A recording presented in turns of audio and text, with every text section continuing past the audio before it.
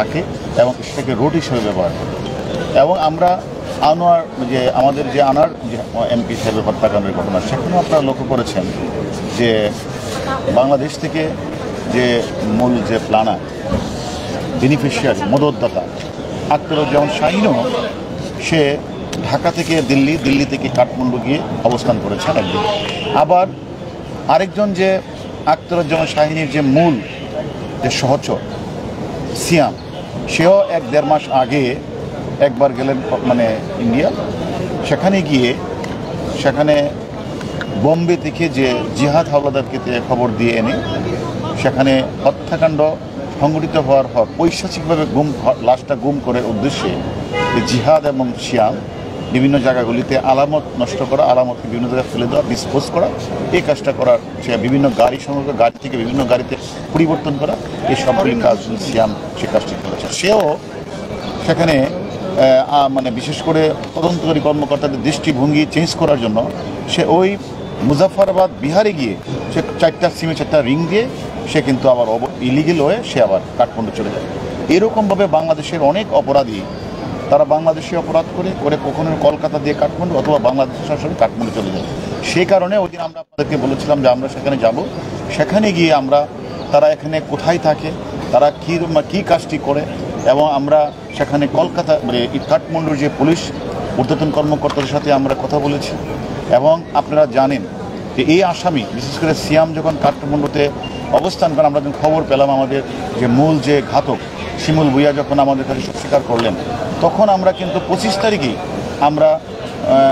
আমরা বিভিন্ন তথ্যপত্র দিয়ে একটা চিঠি প্রেরণ করি আমাদের এনসিবি পুলিশ হেডকোয়ার্টার সেটা আবার কাঠমান্ডু যে এনসিবিকে প্রেরণ করে। আমাদের তথ্যপত্রের ভিত্তিতে আমাদের পুলিশ হেডকোয়ার্টারের এনসিবির প্রেরিত পত্রের মাধ্যমে কিন্তু কাঠমান্ডু পুলিশ সিয়ামকে গ্রেপ্তার করেছে, এই কথাটা আমাদেরকে আনঅফিশিয়ালি বলেছেন। আমরা তারপরে সেখানে গিয়ে বিভিন্ন তথ্যপত্রের সংগতি বিভিন্ন হোটেলগুলি ছিল সেগুলোতে আমরা করেছি। কলকাতা মানে কাঠমান্ডু পুলিশে বিভিন্ন স্তরের কর্মকর্তাদের সাথে আমরা কথা বলেছি যে এখানে তাদের সাথে আমাদের ইন্টারাকশান হয়েছে, এবং আমরা বলেছি যে এখানে এসে কিছু কিছু অপরাধীরা তারা মানুষকে জিম্মি করে বাংলাদেশের টাকা নিয়ে আসে, এই সকল বিষয়গুলি আপনাদেরকে একটু দেখভাল করতে হবে। ওনাদেরকে আমরা অনেক তথ্য, তারা আমাদের বিভিন্ন বিষয়ে হেল্প করেছে, এবং আমরা মনে করি দুই দেশের পুলিশের মধ্যে বিশেষ করে কাঠমান্ডু বাংলাদেশের পুলিশের সাথে আমরা যে একে অপরের সাথে যে একে অপর মিটিং করে যে ইন্টারাকশান বৃদ্ধি পেয়েছে, আমি মনে করি মানে এখন কাঠমান্ডুতে অপরাধীরা সেখানে গিয়ে যে ঠাঁই পাবে অথবা এটা তাদেরকে সেফ হেভেন বানাবে, স্বর্গরাজ্যে বানাবে, এটা আর হবে না। এটি বার্তাটা তারা পেয়েছে। হারুন ভাই, সিয়াম কি অ্যারেস্ট আছে নাকি? জেরা করতে পারছেন ওখানে গিয়ে সিয়ামের সাথে?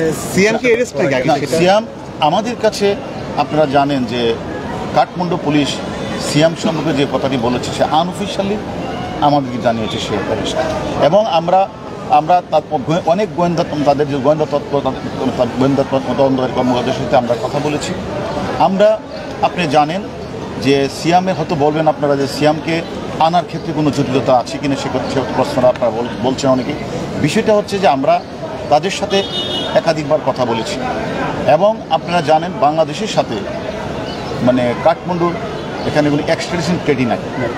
একটা ছিল যেটা ইমিগ্রেশন, যে এখানে পুশব্যাক করা বা ডিপোর্ট করে দেওয়া, কারণ কোনো দেশের একটি দেশে যখন অন্য দেশের নাগরিক অবৈধভাবে সেখানে থাকে তখন ওই দেশের কর্তৃপক্ষ ইচ্ছা করলে তাকে পুশব্যাক করে বা ডিপোর্ট করে মানে ওই তার মানে কান্ট্রি অফ অরিজিনে ওইখানে প্রেরণ করতে পারে ইমিগ্রেশন।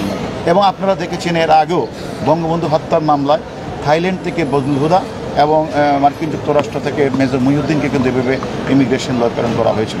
আমরাও কিন্তু এই বিষয়টা নিয়েও কিন্তু আমরা কথা বলেছি, যেহেতু আমাদের সাথে আমাদের এক্সট্রাডিশন ট্রিটি নাই ইমিগ্রেশন। এর মধ্যে দেখা যাচ্ছে যে এই যে সিয়ামকে নেওয়ার জন্য আমাদের পার্শ্ববর্তী দেশ ভারত, তারাও কিন্তু তাদের কাছেও কিন্তু সে মোস্ট ওয়ান্টেড, এবং তাদের কাছে আমি মনে করি যে মানে তারা সেখানে তাকে আমি বলি মোস্ট নিডফুল কান্ট্রি হিসেবে তারা তাকে দাবি করেছে। কারণ আমরা জানেন দুটি ঘটনা, এখানে দুটি মামলা রুজু হয়েছে। একটি মামলা রুজু হয়েছে বাংলাদেশে, সেটা হলো অপহরণের মামলা 364, আরেকটি মামলা রুজু হয়েছে ইন্ডিয়ার মাটিতে অর্থাৎ কলকাতায়, সেটা হলো খুনের মামলা। এবং খুনটা সেখানে সংঘটিত হয়েছে, সেখানেই আনোয়ার আজিজ সাহেবকে হত্যা করে পৈশাচিক চাহিদায় তাকে গুম করার উদ্দেশ্যে তাকে কিন্তু বিভিন্ন জায়গায় ডিসপোজ করা হয়েছে। সেক্ষেত্রে তারাও তাকে মোস্ট ওয়ান্টেড হিসেবে চেয়েছে।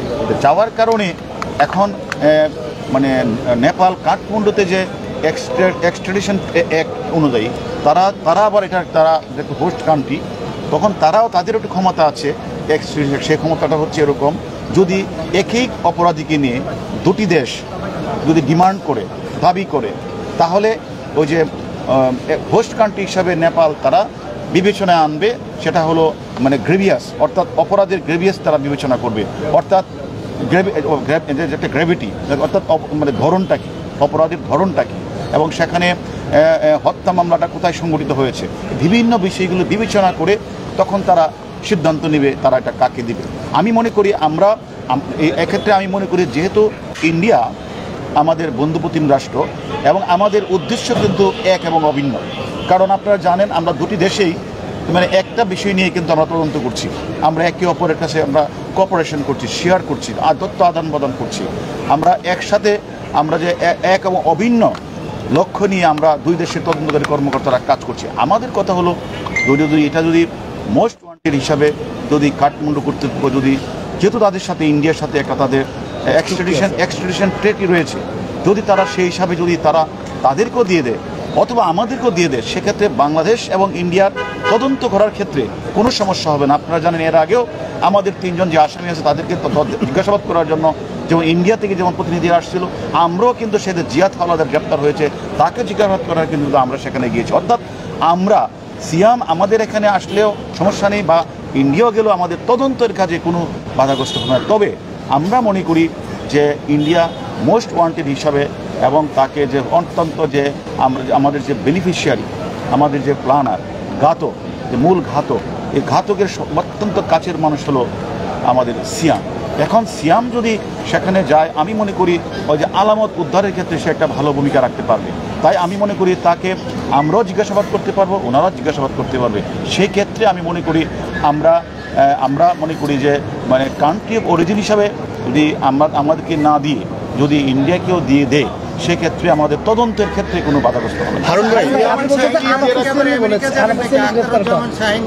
ধরে আনতে আমেরিকা যাওয়ার কোনো সুযোগ আছে? আসলে দেখেন, আখতারুজ্জামান শাহীন সে হলো, আমি একটু আগে বলেছি, সে হলো একটা মূল প্ল্যানার, বেনিফিশিয়ারি, মদতদাতা। সে এখানে টোটাল ঘটনাটাই সে বাংলাদেশে একাধিক মিটিং করেছে, তাকে কয়েকবার মারার জন্য সে বিভিন্ন প্ল্যান করেছে। এখন সে 20 তারিখ বাংলাদেশ থেকে দিল্লি হয়ে সে কাঠমান্ডু চলে গেছে।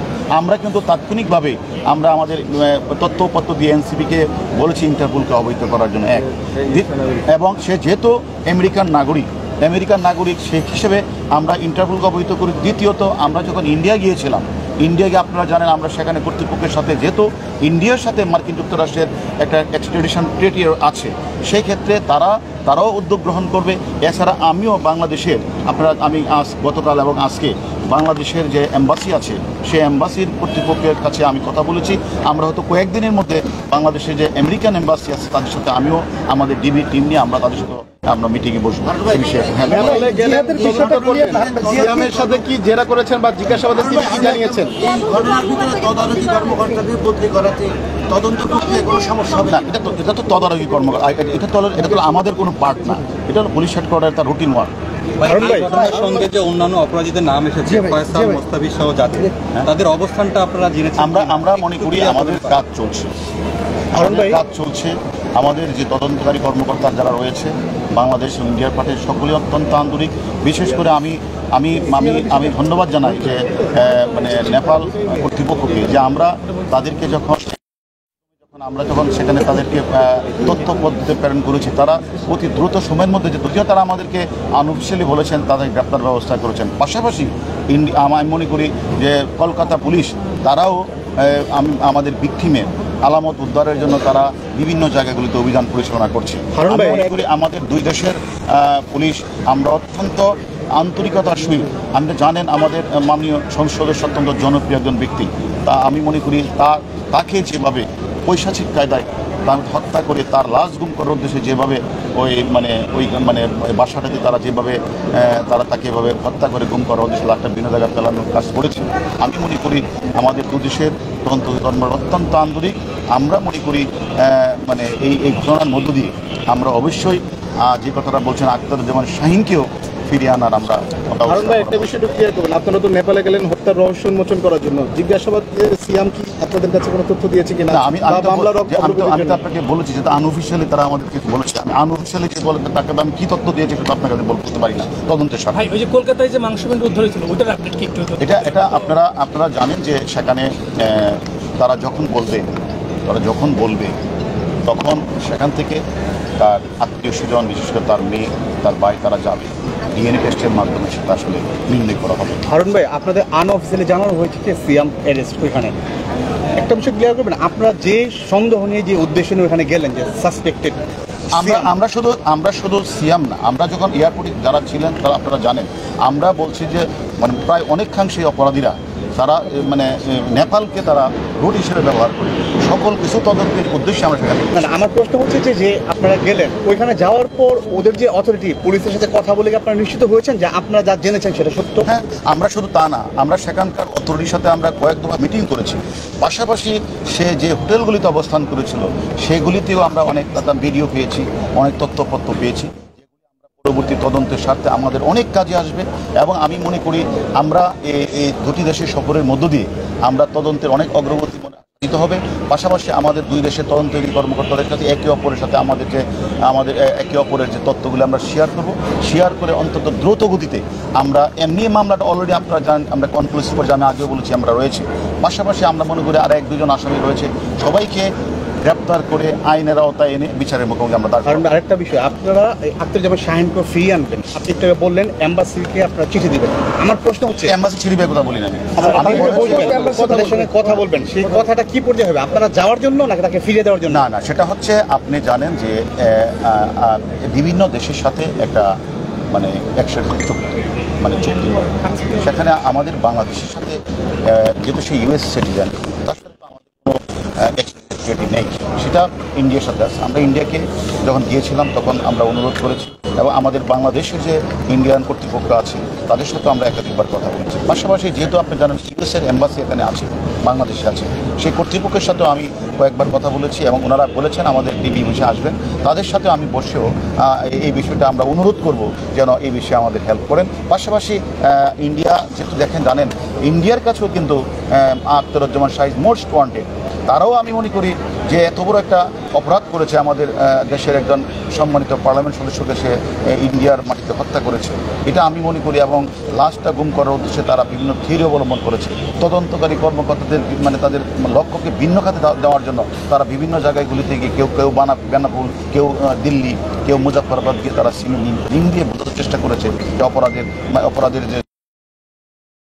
এরকম অনেক ধরনের তারা প্ল্যান করে ঠান্ডা মাথায় তারা এই কাজটি করেছে অনেক দিন যাবত। আমি মনে করি ইন্ডিয়াও মোস্ট ওয়ান্টেড হিসাবে এবং আমি বলি মোস্ট নিডফুল কান্ট্রি হিসাবে তারা অবশ্যই আমাদের মূল আসামি যে প্ল্যানার তাকে তারা ফিরিয়ে আনার ব্যবস্থা করবে।